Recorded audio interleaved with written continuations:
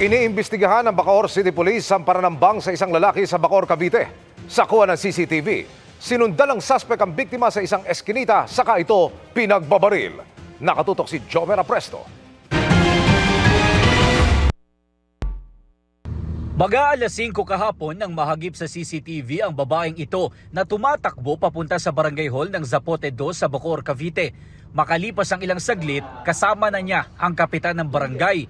Responde na pala ito sa nangyaring pananambang sa isang eskinita.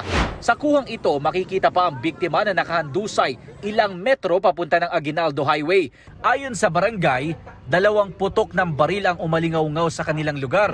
Nirespondihan kagad namin, nakita nga namin na may nakahandusay na ron na may tama ng bala sa ulo tsaka sa katawan. Dispatcher daw siya dyan sa sakayan ng Alabang.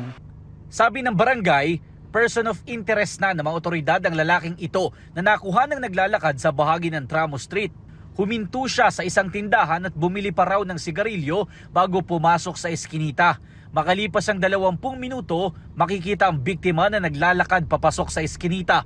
Hindi na nahagip sa CCTV ng barangay ang aktual na pamamaril, pero meron daw footage mula sa pribadong CCTV ang nakuha ng mga pulis.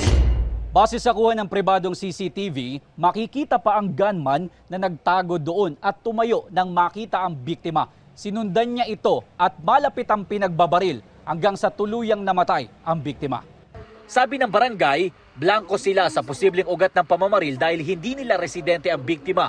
Patuloy pa ang follow-up operation ng mga tauhan ng Bacoor City Police Station para mahuli ang gunman at malaman ang motibo sa pananambang.